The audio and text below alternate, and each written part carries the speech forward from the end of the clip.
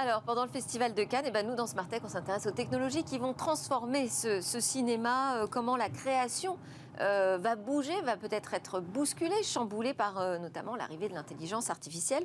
On en parle avec Nicolas Godmet, écrivain, dont je recommande le livre La fin des idoles. Bonjour Nicolas, à nouveau. Directeur du cabinet du secrétaire d'État au numérique sous Mounir Majoubi, pour ceux qui s'en souviennent, ce n'était pas si lointain. Et actuellement, donc, partenaire en charge des industries créatives. Vous êtes aussi Chief AI Officer chez OnePoint, qui est une entreprise de services numériques. Donc, vous maîtrisez à la fois la partie culturelle du sujet, mais également technologique, et notamment autour de l'IA. Avec nous sur ce débat, Vincent Florent, qui est le directeur du numérique au CNC, le Centre national du cinéma et de l'image animée. Avec un parcours, vous, de 14 ans de transformation numérique et de conduite du changement au service des industries de contenu. Bienvenue également, Vincent. Et restez avec nous, Philippe Legrand, président d'Infranum. Eh bien, des infrastructures numériques, on en a besoin aussi pour que le cinéma et les technologies tournent. Donc, vous pouvez participer évidemment à la discussion. Alors, actuellement, c'est le Festival de Cannes. Est-ce que vous avez repéré peut-être déjà des petites innovations comme ça qui vous intéressent pour cette édition ? Par exemple, il y a un nouveau film d'Indiana Jones avec un acteur que certains connaissent, Harrison Ford. Il a 80 ans, mais ça ne se voit pas dans le film parce qu'il y a des technologies qui ont été développées par Disney, mais qui existent chez plein d'autres producteurs, qui permettent de rajeunir en direct pendant le tournage la physionomie de l'acteur. Donc ça doit lui manquer après quand il passe derrière la caméra et qu'il rentre chez lui, Harrison Ford. Je ne sais pas. Vous êtes sur le festival, Vincent. Qu'est-ce que vous avez noté d'intéressant du côté des innovations ? C'est intéressant parce que la technologie dont parle Nicolas, c'est notamment une technologie française qui a été développée par un acteur qui s'appelle MacGuff, et les effets visuels de Indiana Jones 5 qui a été effectivement dévoilé au Festival de Cannes ont été en partie réalisés là aussi par une boîte française qui s'appelle The Yard, qui est installée à côté de Montpellier. Et donc moi, ce que je remarque, c'est que les Français sont bons en technologie dans ces sujets-là. Et qu'il faut accélérer encore les investissements et les innovations. Bon, je ne peux pas ne pas poser la question également au sujet de TikTok, puisqu'il y a quand même une polémique sur cette seconde édition d'un festival de courts-métrages TikTok Short Film. Ce partenariat avec un géant des réseaux sociaux, certes, mais chinois, qui de plus en plus est interdit auprès des officiels. Ça vous gêne, vous, la présence de TikTok à Cannes en tant que partenaire ? Nicolas ? Je pense que TikTok, il y a deux aspects. Il y a effectivement ce que connaît le grand public et ils essayent effectivement d'accompagner la création. Il y a d'ailleurs chez TikTok un ancien président du CNC qui connaît très bien le festival de Cannes, et ce qui explique aussi ces liens. D'un autre côté, il y a énormément d'interrogations sur la proximité de TikTok, une entreprise chinoise, avec évidemment le Parti communiste chinois, sa capacité à absorber des données de citoyens français et européens. Et il y a beaucoup de discussions en cours pour réguler, voire interdire TikTok sur certains domaines. Voilà, bon, profitons-en tant qu'on peut pour le Festival de Cannes. Vincent, votre opinion sur ce sujet ?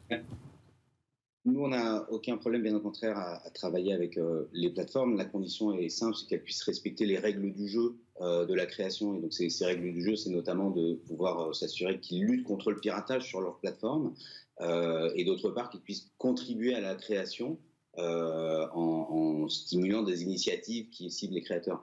Alors, on ne le fait pas encore avec TikTok, et on serait ravis de pouvoir le faire. Pour l'instant, ce n'est pas encore le cas, mais on le fait avec YouTube, qui est un partenaire du CNC depuis plusieurs années. On a au Festival de Cannes une résidence avec des jeunes créateurs de YouTube qui viennent ici, qui font la montée des marches et qui surtout rencontrent les professionnels du cinéma et qui passent du coup du petit écran du smartphone au grand écran. Donc les plateformes sont vraiment intégrées à cet écosystème de création. Ouais, donc ça commence quand même à bouger autour des plateformes numériques. On voit de plus en plus de liens qui se créent entre les deux. On ne va même pas parler de l'arrivée de Netflix. Maintenant, on va s'intéresser, je vous propose, à voir un petit peu plus loin, à l'intelligence artificielle. Qu'est-ce que l'IA peut changer dans le cinéma, Nicolas ? En fait, l'IA, elle peut intervenir à peu près dans tous les maillons de la chaîne de valeur de fabrication d'un film. Si on prend l'écriture, il y a tout simplement l'idéation, la documentation, la génération, par exemple, de mood boards qui permettent, à un stade où il n'y a pas beaucoup de financement qui est celui de l'écriture, d'avoir quelque chose à montrer à des producteurs ou à des coproducteurs pour aller chercher des fonds. C'est-à-dire quelque chose à montrer? Des images, tout simplement. C'est-à-dire qu'on peut demander Donc on aujourd'hui peut demander, ouais, à ChatGPT à partir d'un début de on peut même scénario. demander à ChatGPT de proposer un pitch, et ensuite on peut lui demander de décrire les personnages du pitch, à quoi ils ressemblent, et ensuite on donne ça à Midjourney, et Midjourney peut proposer des images des personnages. Et on a un premier jet avec... Mais on est d'accord que ce ne sera déjà pas forcément fidèle à mon projet de création, au final. Après, c'est tout le travail. De toute façon, ces IA ne sont que des outils. C'est d'ailleurs comme ça qu'elles sont considérées par la Ligue des scénaristes américains, on pourra y revenir, qui sont au service des scénaristes, des scénaristes, et donc qui sont au service d'une démarche artistique. Donc après, c'est tout le travail du scénariste, de décider quel outil il utilise, est-ce qu'il veut écrire lui-même, est-ce qu'il veut s'aider pour la documentation de ChatGPT, mais son propos à lui, c'est comment j'imprime ma marque et comment je suis fidèle à mes idées. Et il s'agit de dompter l'outil, tout ça. Vous l'avez testé justement, le pitch, la rédaction de scénario avec ChatGPT? Parce que moi, les expériences que j'ai menées, il en ressort que c'est très marqué culturellement déjà du côté des États-Unis. Et ensuite, ça semble assez formaté. Après, c'est ce qu'on appelle l'art du prompt. Si on demande un pitch entier, on aura quelque chose effectivement d'assez moyen, puisqu'il va s'inspirer d'une moyenne de pitch qu'il a lu dans son entraînement. Mais quand on a, par exemple, quand on est face à une page blanche, on peut lui dire, tiens, je suis dans telle situation, propose-moi 10 idées. Et puis après, charge le scénariste de dire, ah tiens, dans ces 10 idées, elles sont toutes nulles, ou non, il y en a peut-être une qui m'inspire et que j'ai envie de creuser. Donc c'est plutôt d'aide à la création. Vincent, comment vous voyez l'intervention de l'IA dans le cinéma? Il y a vraiment deux grandes catégories d'outils. Effectivement, il y a eu depuis longtemps des outils qui aident sur la partie fabrication.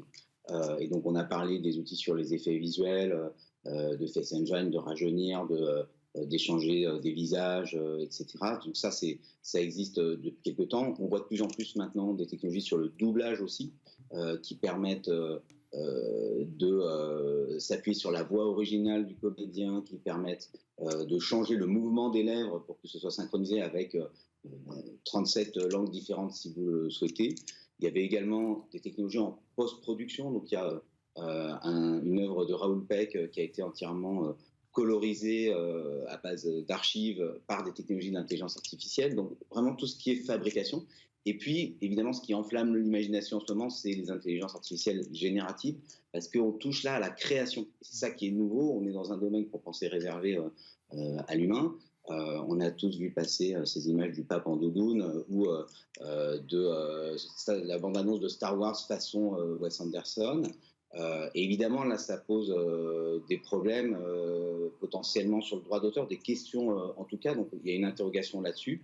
Il faut trouver en fait un bon équilibre entre l'innovation et la protection des auteurs. Mais c'est avant tout une très grande opportunité pour les créateurs. C'est ça qui est intéressant, c'est qu'à chaque fois qu'il y a un nouvel outil comme ça, on voit des nouveaux créateurs qui s'en saisissent. Et donc, il y a par exemple un cinéaste comme Simon Bouisson qui décrit comment avec ChatGPT, justement, il s'en sert comme une arme anti-page blanche.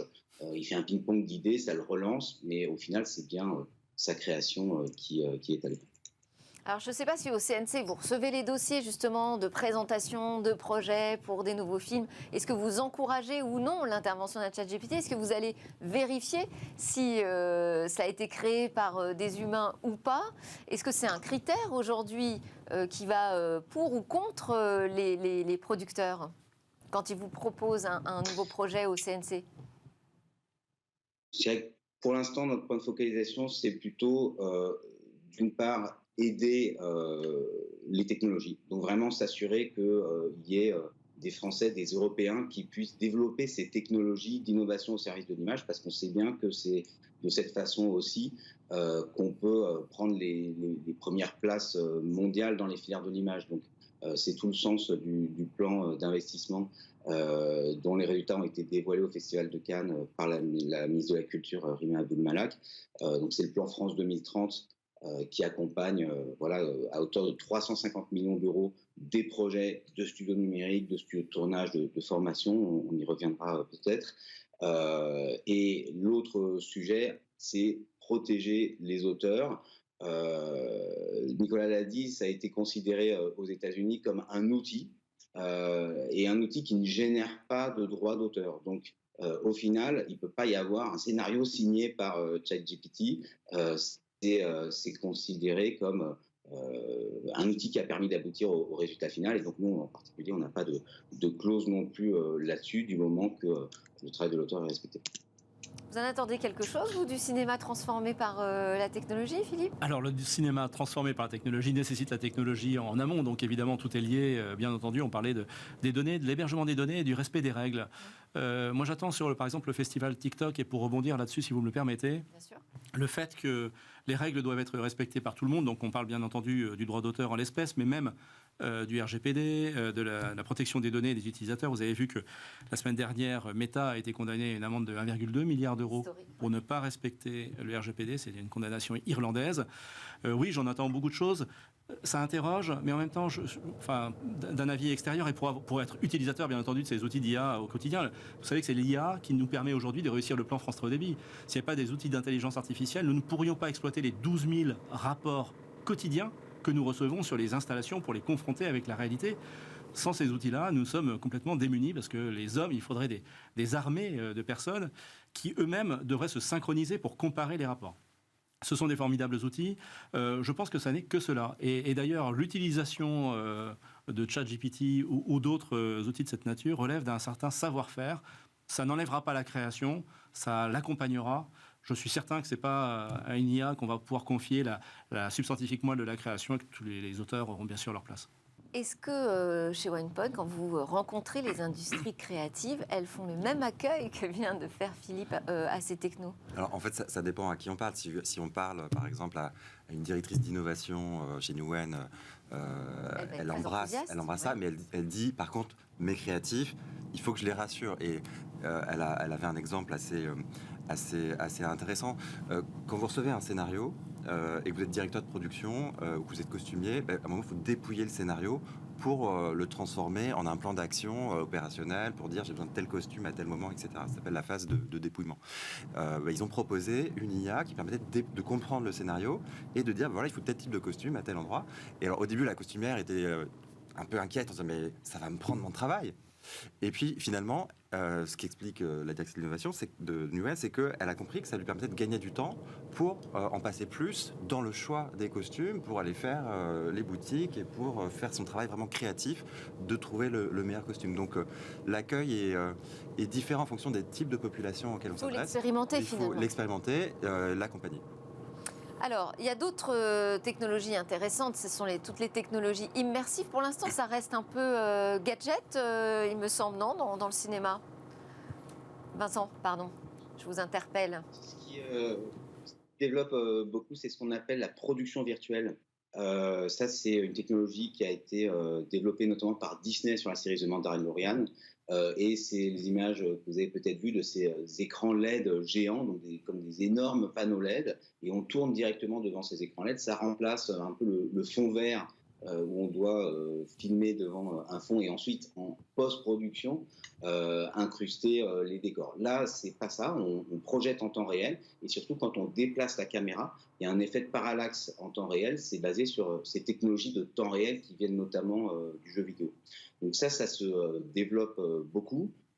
C'est là aussi un outil créatif formidable qui permet des nouvelles visions. Et vous avez typiquement le prochain film de Audiard dont l'action se passe entièrement au Mexique, en fait est tourné entièrement en studio en Île-de-France. Et donc là aussi, ça fait partie des technologies qu'on a voulu accompagner avec le plan Grande Fabrique de l'Image. cette production virtuelle, c'est des investissements importants en matériel. Et donc, on aide les studios de tournage à investir là-dedans. Ça permet de localiser aussi des tournages en France plutôt que dans d'autres pays ou dans d'autres continents. 350 millions d'euros, donc d'ici à 2030, mis sur la table pour faire de la France, nous dit la ministre de la Culture, faire de la France cette terre de production et d'innovation dans le cinéma. C'est la grande fabrique de l'image. Sur quelles innovations, au-delà de l'IA, on doit miser aujourd'hui pour la partie production cinématographique? Il y a tout ce qui concerne. Alors là, pour le coup, Vincent serait probablement plus à même que moi de répondre. Pour moi, il y a effectivement tout ce qui concerne le métavers, le Web3. On est un peu, le soufflet est un peu retombé avec ce qu'on appelle l'hiver des cryptos, mais c'est quelque chose qui va continuer, me semble-t-il, dans la durée. Il y a effectivement tout ce qui est autour de l'IA au sens large, et il y a certaines dimensions qu'on n'a pas évoquées, par exemple, ne serait-ce que la gestion des archives.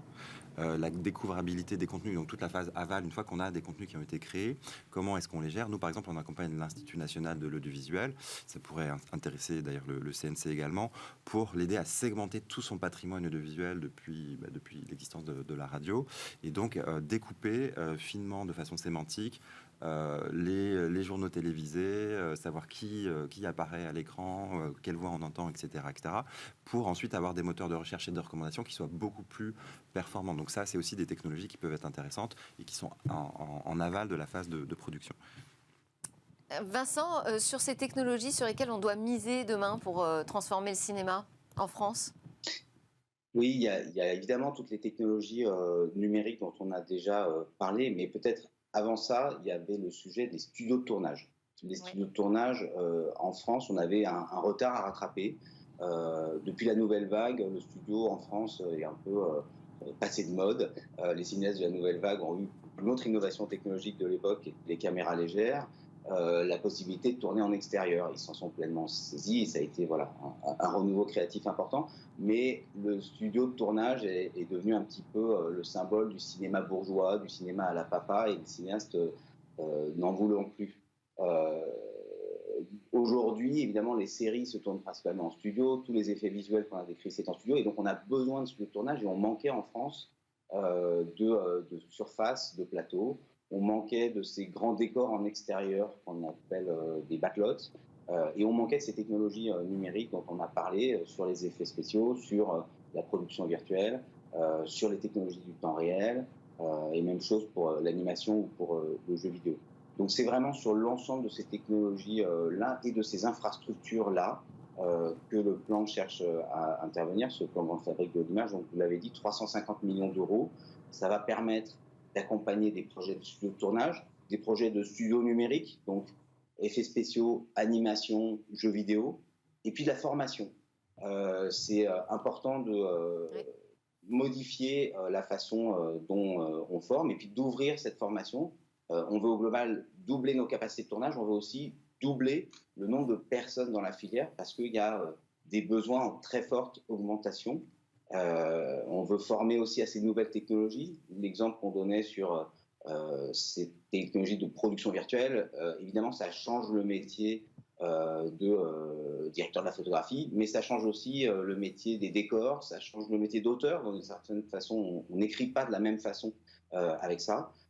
Et donc, on veut former plus, mais aussi former différemment à ces nouvelles technologies. Merci beaucoup Vincent Florent. On vous laisse retourner au Festival de Cannes. Vincent Florent du CNC, Nicolas Gonnemet de OnePoint. J'imagine aussi que vous allez suivre là, toute cette semaine ce qui se passe à Cannes. Merci également à Philippe Legrand d'Infranum d'avoir participé à la discussion avec nous. On marque une courte pause. On se retrouve après à parler de l'empreinte environnementale de la donnée.